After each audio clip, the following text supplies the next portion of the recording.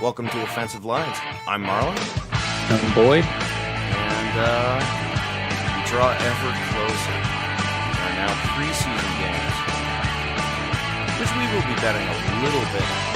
But you are listening frankly, to Offensive Tuesday night, Lines with Marlon and Boyd. happened, Small which is stakes far NFL more gambling interesting for the than average preseason fan. games themselves.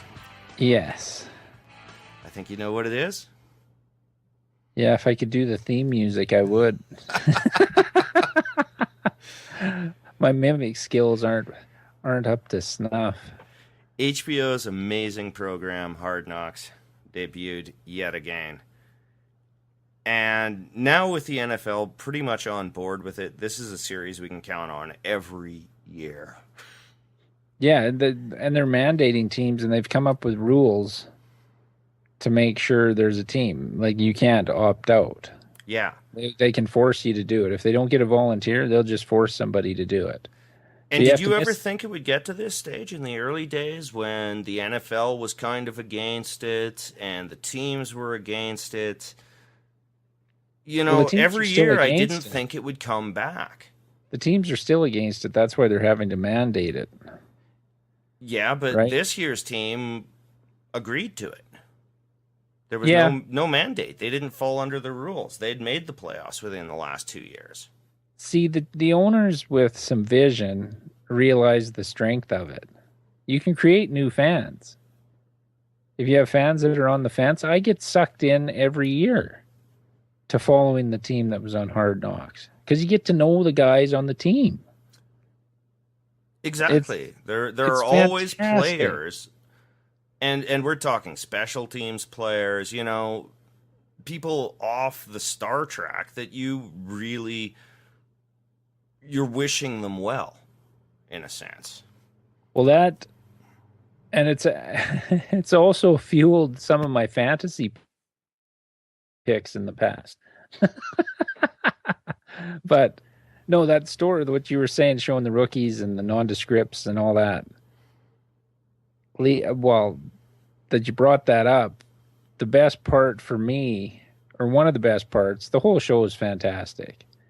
And we live in Canada and we have to take measures that are in the gray area of the law to watch it.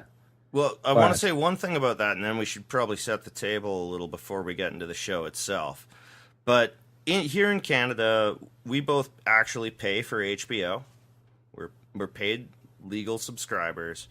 For some reason, and what I seem to have found is that TSN holds the rights to it in Canada. Why they do not choose to broadcast it, I can only suspect is some sort of corporate policy from ESPN, the worldwide leader. Well, yeah, ESPN owns 30% of TSN. Yeah. It's only conjecture as to why, if they own the Canadian rights, why TSN doesn't run this. Because it would be one of the highest rated shows on TSN if it was available legitimately. Well, one reason I can think of is language. TSN runs sports movies late at night uncut. I've watched them. They'd have to censor the shit out of it, which would make it boring. If anybody watched HBO's 24/7 on the NHL, was fantastic.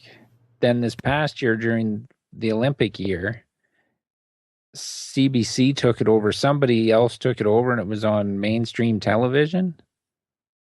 And it was okay still, but when you lose the language and the passion the language usually displays, it was just timid. It was like any other reality. Like, it wasn't even bleeped out. It just was, they didn't show anything. There was no real moments. Oh, really? Oh, I didn't watch that. I assumed it would just be an endless stream of bleeps. Well, that's what it was on HBO.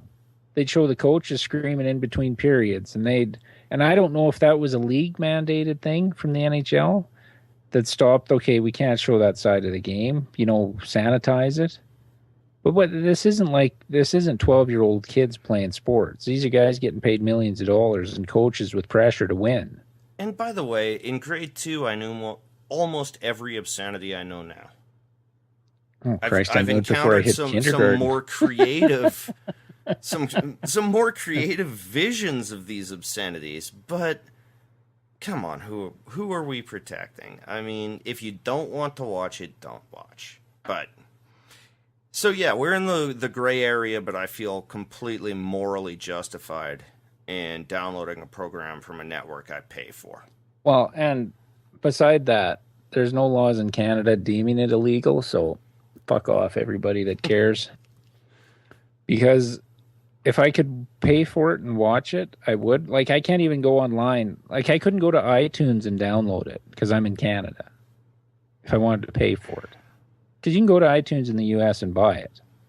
We can't even do that. What do they expect us to do? Exactly. I would be more than willing to pay for it.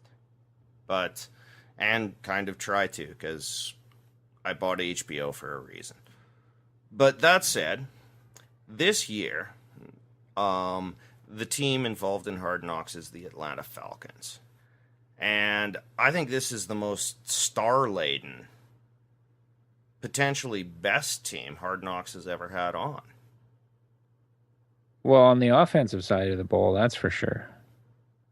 Well, the Cowboys had some pretty good talent. Yeah, I missed that season. I was a late comer, but I tried, listeners out there. I told them every year. I actually supplied you with the episodes of the first couple of seasons, I believe. You might have. I was like a pusher. Here, I'll give you the first one for free. Yeah. That'll hook you. Yeah. See, and that's where it all went legally wrong, because then you were going to charge me, $11 a disc for the next ones. That's a lie. When the NSA's listening, that's a lie. Yeah. For comedic purposes. But I've never made $1 from downloading. Thank you. Yeah. But it's all on my 2 terabyte hard drives.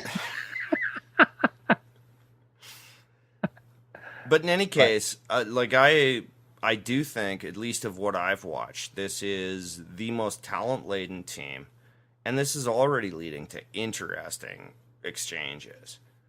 Steven Jackson, who I've always liked as a player, though I think his effectiveness is coming to an end, is now seeming to mentor the people who are likely to take his job. And I really enjoy seeing that. Okay, and this is, well, see, when you put it that way, I thought it was kind of cool last night, but as you're saying it, I'm thinking to myself, okay, is this one of the instances where you do that because the cameras are on? And you know the cameras are on? That you do that? Like, do we know of him ever being, anybody ever saying what a leader he was and a vocal guy and, tried to help other players excel? Well, he suffered through, without complaint, being the entire Rams team for how many years? He never complained. But he got paid like he was, though. He got paid like, well, I mean, that's taking a cynical viewpoint. I don't think that anyone can maintain that for the 24 hours the camera are on them. I mean, we'll see how he starts to adjust if his hamstring keeps him out longer. To me, it looked legitimate. And maybe I'm a softie. I mean, Hardknocks brings out a bit of the softie in me, too. Because, as we discussed, I see these kids who have almost no hope of making the team and see what they're going through. And I wish nothing but the best for them. No, I know, but it romanticizes... And editing is a wonderful tool. Like, we only see what they want us to see in the end. That's very true. I mean, it's reality TV. I mean, it's my favorite reality show on TV. I look forward to it every year. And I love the stories. I get sucked in every year. We bet more on the Bengals last year because they were on it again. That worked out for us. I know, but the stories suck you in. You get attached to these teams, even though neither one of our favorite teams has ever been on it. I was hoping nobody would volunteer and they'd mandate Tennessee because they fit the criteria of missing the playoffs 2 years in a row. And no, but you had a new coach this year. Oh yeah, that's one of So the they things. could not have mandated No. that. I mean, I think Right. if it had gotten down to mandating a team, it would have been the Steelers, Yeah. which fit all the criteria And they would have the second largest crushed. following. In How pissed off do you think HBO was when Atlanta said, "Yeah, we'll do it"? but Atlanta's At at least interesting. No, I I know, mean, but they would have Pittsburgh. They would have been the team. oh, absolutely, it's the second biggest following. The ratings would have been the most successful season of Hard Knocks. I would love to see Tomlin coaching. Oh, I would love. I mean, Roethlisberger. this is another reason, even Steelers fans, that you should cheer for a third missed playoff season, because then your team might get on Hard Knocks. And, they're not winning the Super Bowl this year anyway. So, let's cheer for the Steelers on Hard Knocks next year. Well, I am, because I hate them anyway, but it'd still be good TV. But maybe not. Maybe I shouldn't wish for that, because I get sucked into every team. I don't want to feel sympathy for the Steelers. No, you get sucked into the players. You don't generally care that much about the team. Or at least that's my experience. But on the individuals, I mean, I remember the Jets season where Danny Woodhead was the last cut. I really enjoyed Danny Woodhead as a football player. I don't think I would know nearly as much or care nearly as much about him if it wasn't for that. Yeah, that's true. And you do get to see ineptness. We got to see the Bengals. The first time around, it was brutal. Second time around, it kind of turned a little bit. They got some better players, leaders on the team. And it was a little different experience watching them, but well, and from the Dolphins episode, you still see. You brought up some questions that still have to be answered about Philbin. That was some of the first we'd heard about that, where you just said the man's not a leader. He doesn't know what's going on. And last season kind of showed that you were correct. Oh, that's right. I forgot about how smart I was. That won't happen again often. No, it's kind of hard to remember everything I'm right on. Why don't you just point out what I get wrong? No, it's a little easier. That's my role.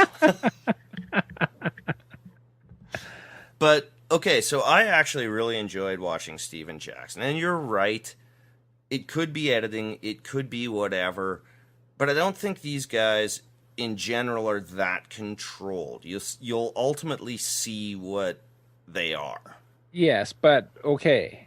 And maybe by the fourth episode, we'll see an entirely different Steven Jackson. No, you won't, because they'll probably hardly have him on anymore except to update his injury, because he pulled a hammy and he's out a couple of weeks at least. Oh, but they'll show his rehab on that.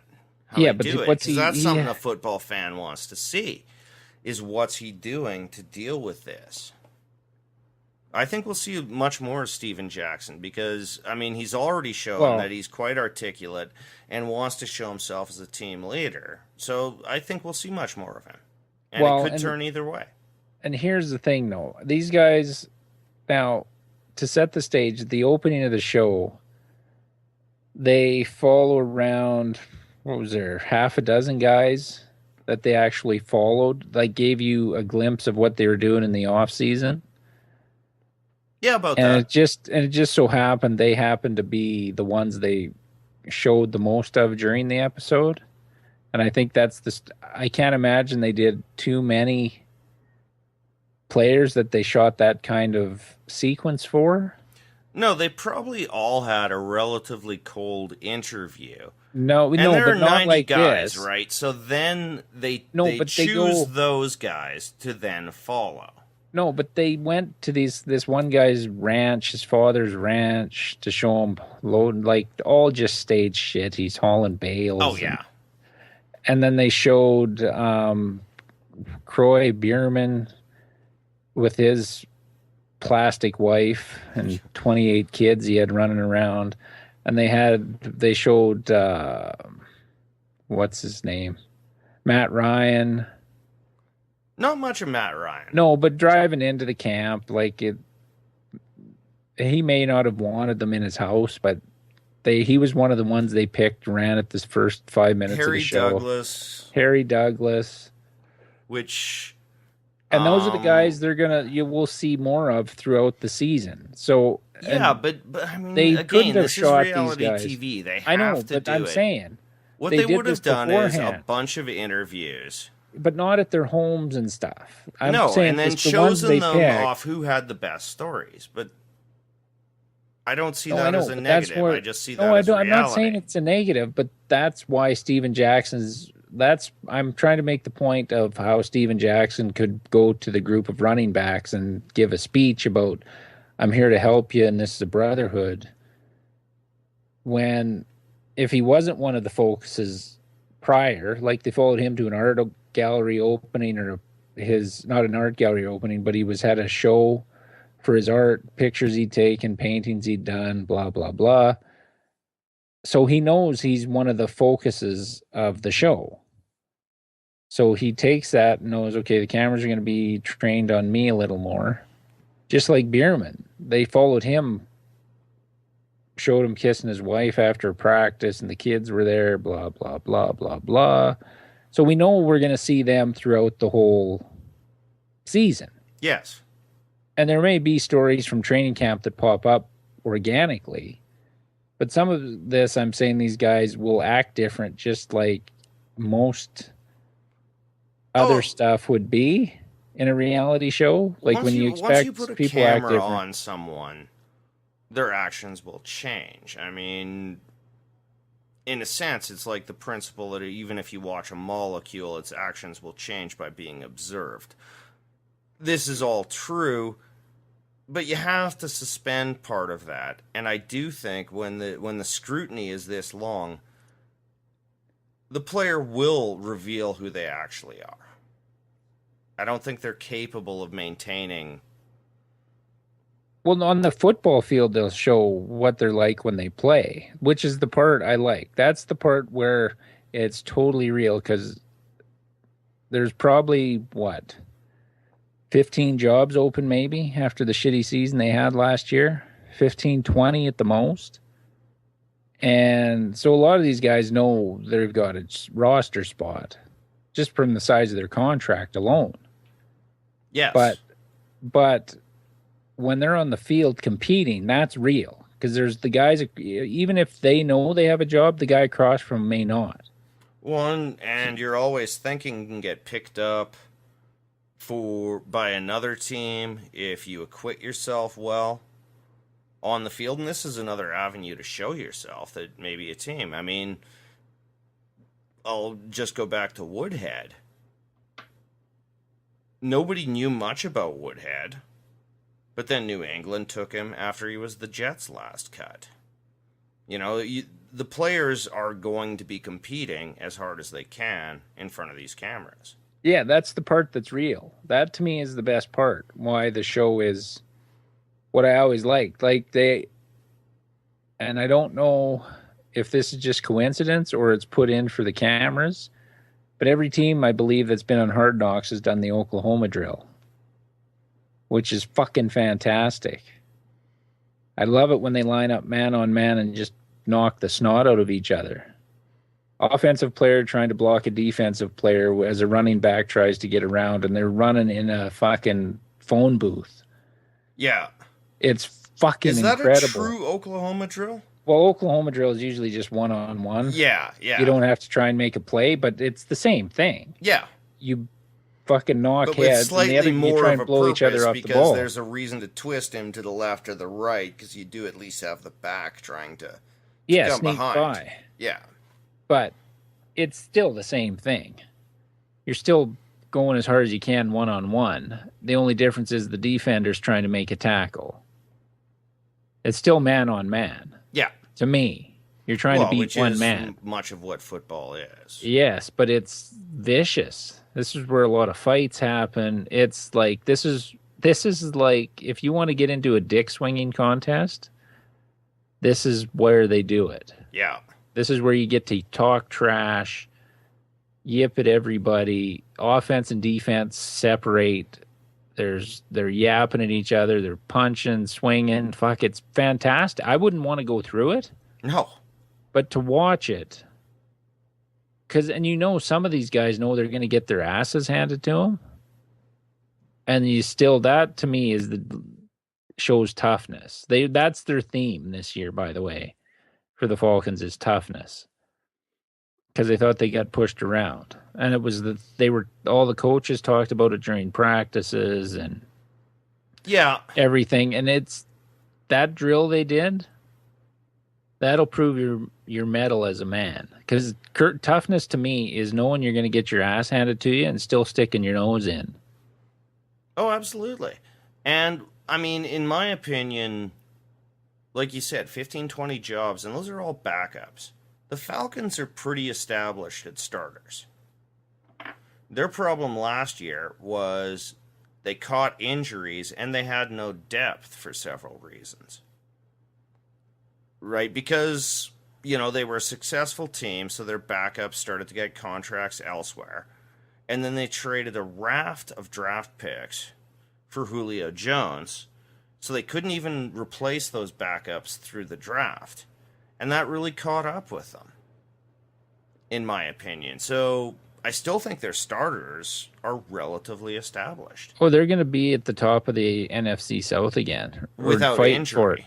Yeah, fighting for it with New Orleans. But they're still not going to have much depth. So this is really going to be interesting because these are the people who are going to be asked to back up an aging group of established starters. I think it's fascinating. I love the one rookie. The line he had when they had the rookie hazing, or I don't even call it hazing anymore. They have to get up and sing a song or do a skit or something. That's not and I've seen better. Fuck that. I've seen better talent shows. Yeah. On Hardknocks, but the one guy imitating the special teams coach, a rookie wide receiver, goes. How many wide receivers we got on this team? 2, Julio Jones and Roddy White. How many balls are there? 1. Yeah, you better get your ass to special teams. I loved it. I totally loved that too. Laughing. I was just so disappointed. I wanted to hear the special teams coach talk to see how good his mimicry was. Oh, it was spot on. Because the guys were killing themselves laughing. The impersonation's good when everybody's laughing. Yeah, and if you're at all a mimic and an NFL rookie, that's the best way to go because the rest of the team loves the mimic. Well, okay, so here's what I don't understand. These guys come in like it's a shock that they have to... If I was a rookie in the NFL, I'd spend an hour a night working on some goofy routine that'd crack everybody up. Yeah, and go with comedy and actually be funny. You don't want to sing, because if you're a great soul singer... Well, maybe if you're a great soul singer, you get away with it, but... Yeah, if you can sing, you're laughing, because they'll all fucking applaud it. But they're throwing water bottles at them, tape and shit. It was... Well, guys were doing bad ancient country songs. Oh, and what was the it's one? It's not the one really guy the right crowd. Some song about the hunting camp? Yeah, deer camp. And that's why the second week of deer camp is great or some fucking... I was just like, are you kidding me? But I'd have something ready. Because it's coming. Like a lot of them, you got to sing your fight song or from your college or whatever. The worst. If you really don't want to prepare, just sing your college fight song and no one's going to hate you or like you. It's the neutral move. But if you're at all talented as a mimic, I mean, I suppose maybe the coach would hold it against you. Some of these guys seem to hold a lot of things against their players. But that I don't think they take. If they can't laugh. No, especially when it's such a pithy quote. When the coach says that, he becomes a legend, because that's just a perfect quote. Harry Douglas, Roddy White, and Julio Jones. You're just being honest. You're not making this team as a starting wide Yeah. So be good on special teams. Well, you have to. Rookies, like after probably the second round, the rookie's best shot at sticking on a team is special teams. Yeah. So that would be my mindset going in if I wasn't a first or second round pick.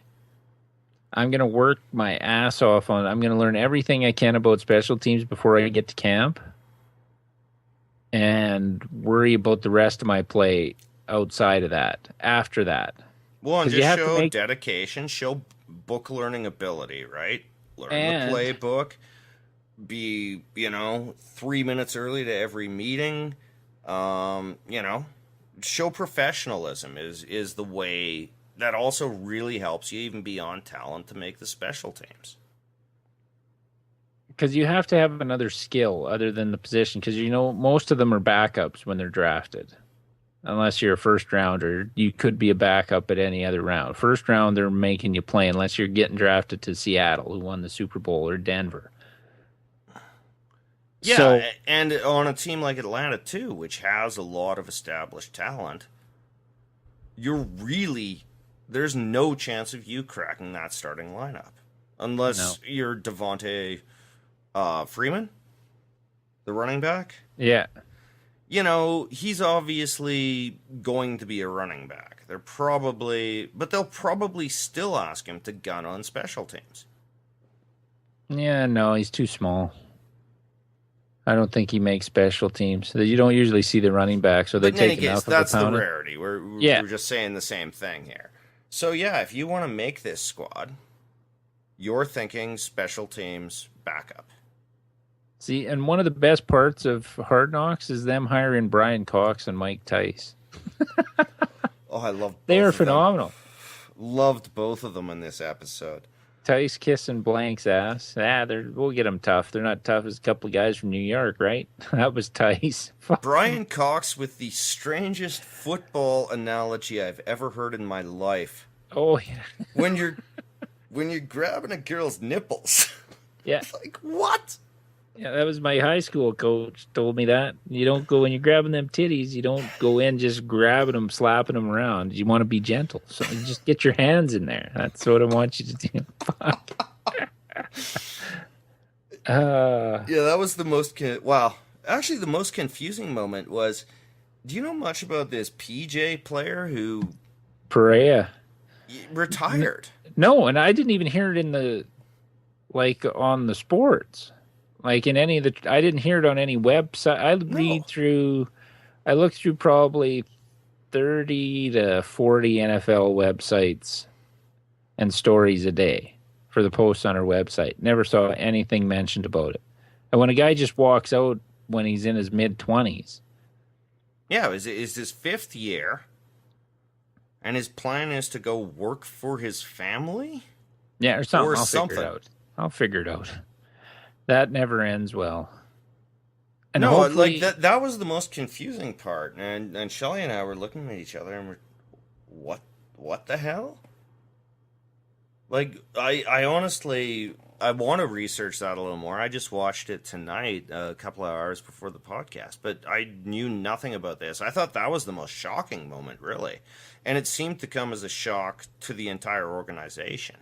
Yeah, he didn't even talk to the players about it. He just, and you know what? With the concussions and everything and him saying his body just didn't feel right, do you blame him? And I'm not questioning his decision. It's his decision to make. It's just surprising because that sort of decision is usually made before OTAs or made in the off season. No, but you know what? Some of these guys will think, okay, it was a long, off season's kind of short. I'll just wait and see till it didn't feel right at OTAs, but we'll see how it is in camp. My body will respond in camp. That's a really good point. And you still get paid at OTAs, not much, but you're still getting paid. Yeah, unless he's got a roster bonus to get to camp, which... Well, that usually hits in March. They usually hit those in March before the draft. Yeah. So they know what they cut. I was really surprised by that, and I thought I would have liked some background on that. But yeah, but he probably didn't want to give it. yeah. Well, he certainly wasn't forthcoming in his interview with Smith. No, he didn't say a damn thing. He was ready to jump right after he told him he was retiring. And the coach's like, you talked about this with your family? Yeah. Talked to any of your teammates? No. You know, and what Shelley said was, I mean, he might have had very good reasons for doing this and all of that, but the way it was presented, it just made him look like an idiot. Which I kind of agree with, which may or may not be fair. Well, and all I'm hoping is that he was a first-round pick in 2009. I just hope he was smart with his money. Yeah. Because when you step out of the game at 27, 28, and you're not solid financially, and I'm not trying to be racist here, but he didn't sound like he had a lot on the ball mentally. And that could just be perception. That could also just be that it was a private, personal decision, and he really resented being on camera. Right, which was why he was so one-word answer. Yeah. But right. When they asked him, like, what are you going to do now?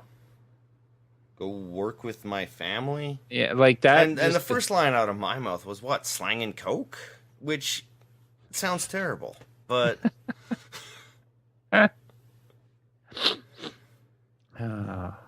I could say something right there, but it wouldn't be appropriate.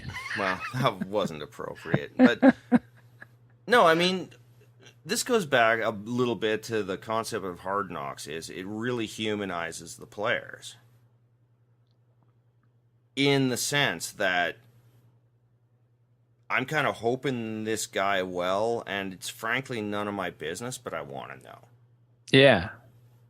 Well, and I'll go. And it's not wanting to know in a vicious, oh, you idiot, how dare you leave a game that children play. He could have the best reasons in the world for this decision.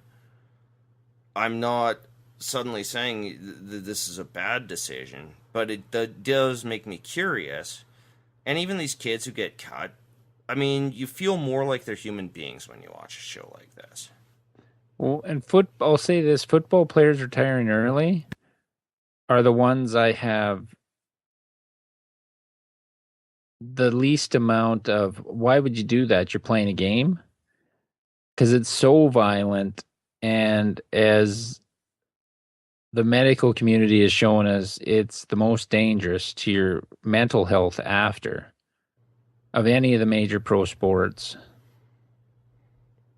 You don't see the knee injuries and stuff in hockey or basketball or baseball. You don't see the arm injuries, the shoulders, the everything that you see in football. On a every day you can look and there's somebody out again for the year. And you just don't see it in hockey. I know there's injuries in every sport, but you don't see it to the level that it's going to affect these guys' lives as you do in football. So I have no problem with guys walking away early. I just want them to be set financially when they leave. If they've already given, like most of these guys have been playing football for 15 years before they even get in the league. They start really young. You go through high school, college, and then the pros for 3 or 4 years. I can't even imagine what your body feels like when you get up.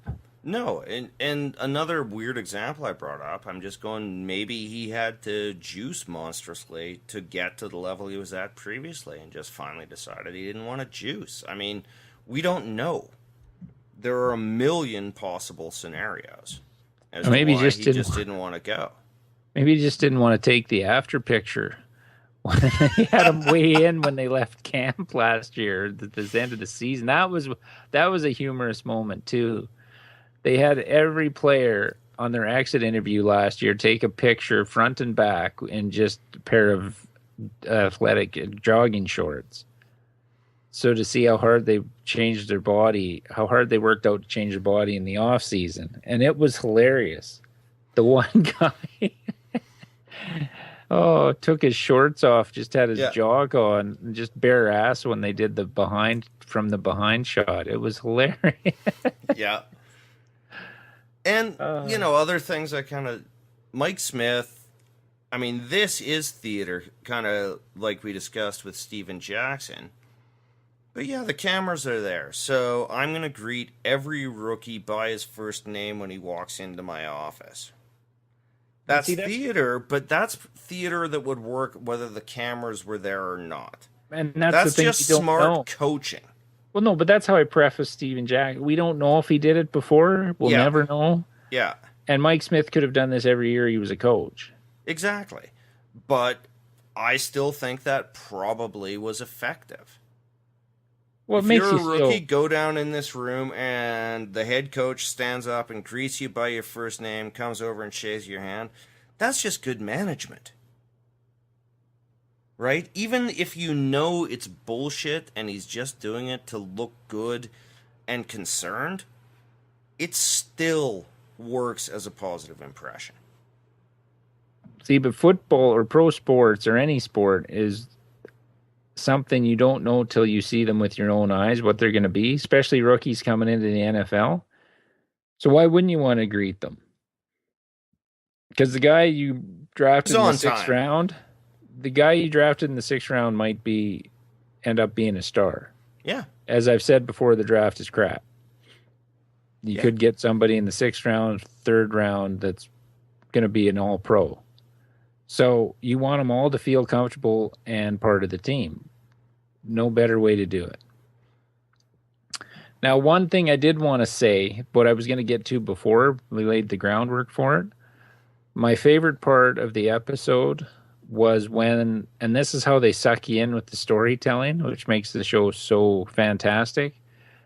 They showed the safety for the Falcons more and his fucking mansion in Atlanta. And he has a fucking palm tree growing in the mansion. And then they're showing the rookie. What was the running back? Freeman. Yeah, Freeman. Looking at a fucking apartment in Atlanta. And it was a nice apartment. But it was the same as, I could get that apartment in Calgary. Yeah. It was nothing special. He walks in, oh, I like the carpet. And then the realtor's like, oh, yeah, it's this type of carpet. And I'm like, it's a fucking townhouse apartment. Yeah. Who gives a fuck? It's just and he's like, look at the size of this closet. And it's just a normal walk-in closet. Yeah. Yeah, but I've had them. Yeah. I don't play in the NFL. And it's like, then they show Moore's house, and he's got a fucking water slide, like an amusement park pool in it. And he's like, yeah, I tell the young guys, you work hard, play the game right, you can have this too. It's like, fuck me. The disparity and you wonder why there's fights and if you think there's no caste system in pro sports, the locker room is a caste system.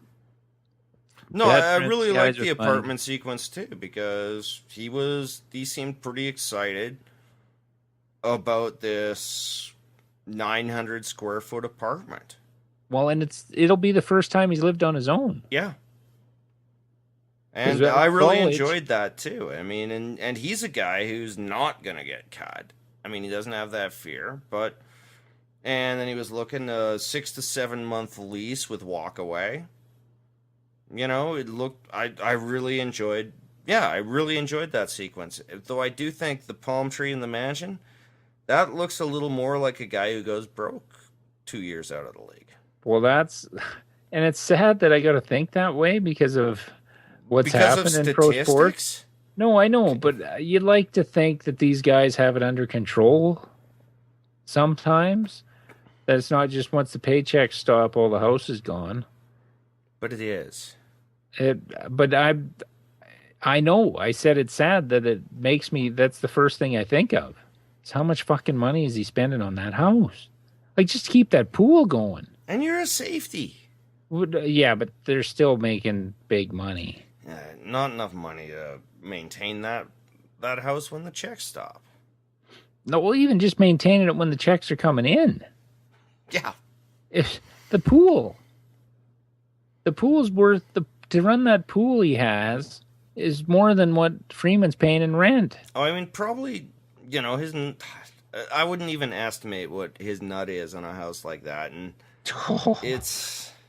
Oh, it's probably 5 million, 6 million. No, I mean the monthly nut to run it. Oh, it'd be 10, 20, 30,000. No, I'm thinking even 50. Yeah, gardeners, Because you don't have an water. indoor pool without it rotting all your wood, and we're talking Georgia humid. Anyway, we're getting too far afield.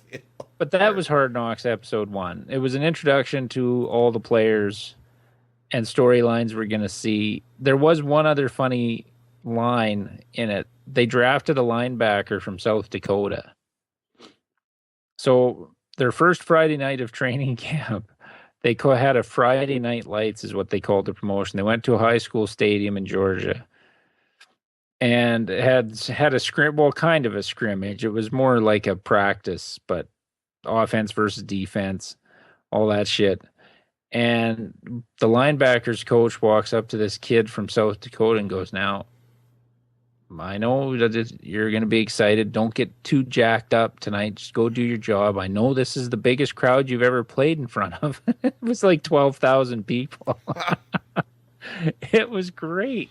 Yeah. So it was a great first episode. It sets the table for the rest of the season. It's only 5 episodes, which is perfect. And I'm really looking forward to next week's episode because I know the Titans practiced with the Falcons on Monday. I'll get to see a little bit of that from the tweets I was getting from one of the guys that follows the Titans, one of the beat writers. They had some success offensively against the Falcons defense, so I'm interested to see if they show any of that or if they sugarcoat it and just show us the Falcons making plays. I don't know, but it was a fantastic first episode. Yeah, and we can't recommend it strongly enough, even though indirectly they led to our cease and desist and our first problem with YouTube. Suckers. We'll still promote your thing. I guess we just won't ever run any videos telling people how great this is. Yeah, go watch it here. No. Way to shut us down. Anyway. Let's bet on some football. Yeah, we got a slate of preseason games. We're going to make 2 $5 bets because this is preseason, or friendlies as they call them in soccer, and I suspect they're about as corrupt as friendlies in soccer, which is to say entirely. Well, you never know who's playing when and how long, and it's just... Yeah, I know why we bet on them, but I don't know why we bet on them, if you know what I mean. I suggested we stop a while ago, and you said, "Oh, no, we got to bet on them," and I agree with that. Well, we do. And I enjoy it. So, we're going to probably bet on one game each on Thursday and Friday. Well, I think we should do a parlay is what we should do. That's what we could do, for the preseason. Marlon, it's a crapshoot anyway. Our record on preseason games is like 1-12. Then bringing a parlay into this, it's just like guaranteeing we just feel inadequate and crushed at the end. Oh, you mean like when I roll out of bed? No, we're going to bet 2 games as separate Friday games. and Saturday be any different? Okay, tomorrow, the slate of games real quick. Indies +3 at the Jets. New England's -1 at Washington. Niners are +1 at Baltimore. Cincy's +1.5 at KC. Seattle's -2.5 at Denver. And Dallas is +3 at San Diego. You said you liked one here. Denver. Really? +2.5. Oh, yeah. This is going to be the typical revenge game in the preseason. Oh, we're going to show them that was a fluke. They'll come out more intense. The starters will come out more intense. Peyton Manning will run 2, maybe 3 drives. They'll score on those. Okay, a couple of reasons I don't like that. Pete Carroll in the NFL is 11-5 in exhibition games and 4-0 in week 1 exhibition games. Yeah, I don't care. Denver's 25 and 20, or John Fox is 25 and 23. That's through a variety of postings. 8 and 4 in week 1. Still not terrible. Yeah, but he didn't have Peyton Manning as his quarterback. Yeah, and Peyton is known for his week 1 exhibition stats. Okay, how much pride do you think they have on that team after getting destroyed by... You don't think they're coming up more fired up than Seattle? No, because they play in the regular season. I don't care. They play in the regular season early. If anything, they'll be trying to fucking sucker bet them. They're going to come out. They're going to look confused. Denver's at home. Let me offer my alternative on Thursday. Baltimore over San Francisco. The Baltimore Harbaugh is 5-1 in week 1. The San Francisco Harbaugh is 1-2 in week 1. Baltimore's at home, has much more to prove than San Fran. And 5-1 in week 1 exhibition and 15-9 overall.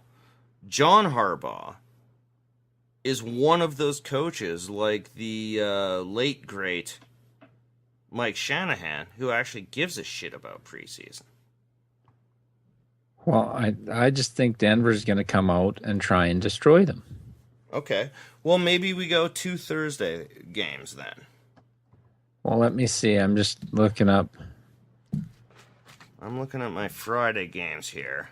I'm looking up the preseason record of Denver last year.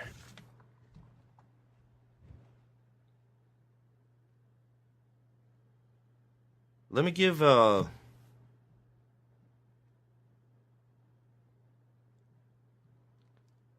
the records I'm citing are not against the spread, because with the spread maxing out at 3, we don't really care. We're betting a winner here. Though a horrifying number of games that we've bet on have been decided by a single point over the years. Yes. Which is crazy. Oh, we have precedent. Okay, I got to get to ESPN. Because this stupid Google doesn't show me anything. I ended up on Bleacher Report. They played San Francisco and Seattle last year in the preseason. So it gives us a... Okay. So let me get to the stats here. And I'll just bring up something else that I found interesting about this preseason schedule. Is the number of teams that are playing teams they will meet in the regular season, which used to be pretty much absolutely forbidden. And this year, I mean, just on the Thursday,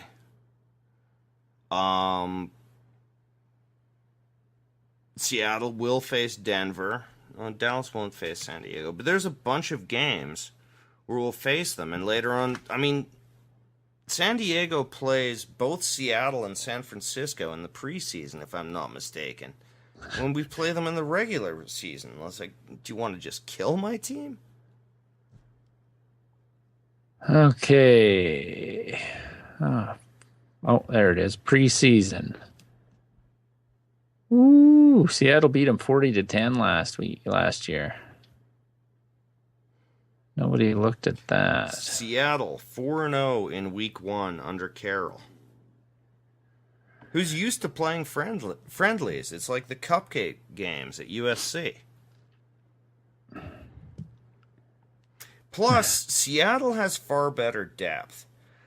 You know, Seattle's second stringers can all make the squad. Yeah, okay. After looking up that, I can't go with that. Okay. So we want Baltimore -1. Okay, I'm down with that. You changed me. All right. Okay, $5 bet. Hayes, $9.54. It is booked. Go Harbaugh. John. John. Now, which one were you looking at on Friday? Friday, I actually like your old head coach, Jeff Fisher, laying 3 against New Orleans. Yeah, Breeze isn't going to play. None of those guys are. Yeah. Like, there's not a great look in this week necessarily. Fisher is 34-30 overall in preseason, 8-8 in week 1. Okay, okay, carry on. Give me the stats for those. I won't interrupt. Sorry. New Orleans, Peyton is 18-16, 6-4 in week 1. But Breeze, I don't think we'll see a series to begin with. No. And No, he's not even practicing right now. So yeah. So Fisher seems to take these things somewhat seriously. There's no one else on Friday.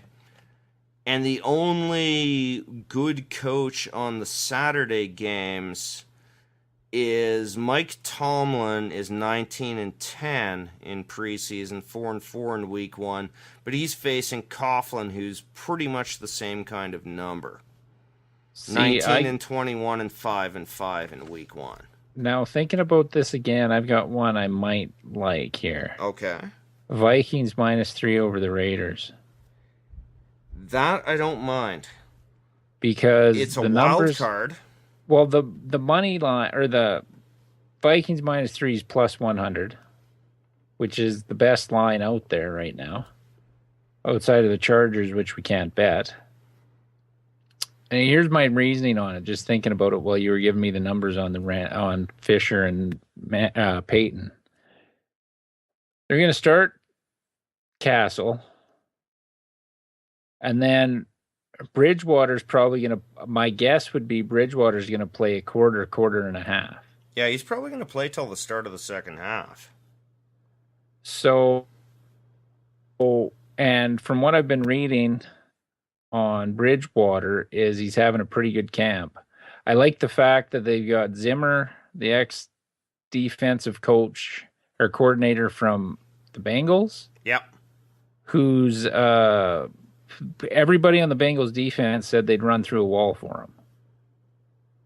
And if he's that type of coach, he's going to get that type of effort out of that team.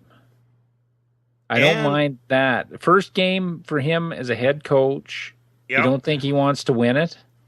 At Minnesota? Yeah, I mean, we have no data, but that doesn't mean he won't treat it seriously. And I think maybe he does treat it seriously. Yeah, a little more than guys that are just, okay, I'm secure in my job. I've got nothing to prove. And he Let's comes just not try from not to get anybody hurt. Where Marv Lewis actually treated the preseason pretty seriously for winning. Yeah. In week 1 and overall. No, I prefer that to betting against the Saints here. Okay. Let's make that our number 2. It is our number 2. $5 bet. I'm going to make it $5.70 because that's all I've got left in the account for right now. Pays $11.40. Bet has been placed. All right, there's our long preseason betting segment. So who do we have? It's fun to bet. I know. We've got the Ravens -1 over the 49ers in the Harbaugh Bowl. Harbaugh. Oh, wait a minute. The NFL has just contacted me and said that their lawyer has prevented us from using the phrase Harbaugh. Oh, wait. My phone just went off, too. Okay. Good. Cease and desist. Yep. And there was a warning. I got a warning text from HBO as well about YouTube. So yeah, exactly. You can talk about how great our series is, but just don't dare try to get anyone to watch it. Okay, that's it. Yeah, that's about it. I don't have anything else tonight. As far as, I'll just say this: Titans camp has apparently been going fairly well. Our receivers, if I can believe what I'm hearing on Twitter from the beat writer, are looking fantastic, especially Justin Hunter and Kendall Wright have been having the deep passing game, from what they've been saying, has been phenomenal so far. So we'll see. Won't know till week 3 of the preseason, but what I was saying last year about our strength being at wide receiver and the game becoming a passing game, I'm excited. That's the 2 best wide receivers we've had at a time since Ernest Givens and Haywood Jeffries. So I'm excited. But Okay, do you have anything on the Chargers? No, not much on the Chargers. I tend to stay away. They say Kendall Wright's faster, better. They want to use him more in the red zone, but I don't pay much attention to training camp on my team. Okay. It's all about making everyone believe you can go 16-0. And my team overachieved last year. I'm being realistic. I just want everyone to get out of camp healthy. Well, one thing I did see on your team is Dwight Freeney's second on the depth chart at defensive end. I couldn't tell you who's first, but he's second stringer now. I'm with Chip Kelly on those depth charts. What? I don't care. I think our PR guy did ours. Well, no, but I'm just saying. Yeah. They mean something, because the guys that are first on the depth chart get more reps. Maybe not. Maybe Chip Kelly's just a total contrarian who I really, really enjoy listening to him piss on the NFL's marketing strategies. But I like it that he supported my assertion that the draft. Oh, he 100% supported that. That's right. See, I can't help being right. Okay, if you want to check out the podcast, you can listen to us on iTunes or Stitcher for your Android device, on our website, offensivelines.ca. Follow us on Twitter at offensivelines, or our personal Twitter accounts at olinesmarlon and at olinesboyd. Facebook.com/offensivelines. And if you want to send us an email, it's offensivelines@shaw.ca. I'm Boyd. I'm Marlon. And that was Offensive Lines for Week 1 preseason. Hardknocks is awesome.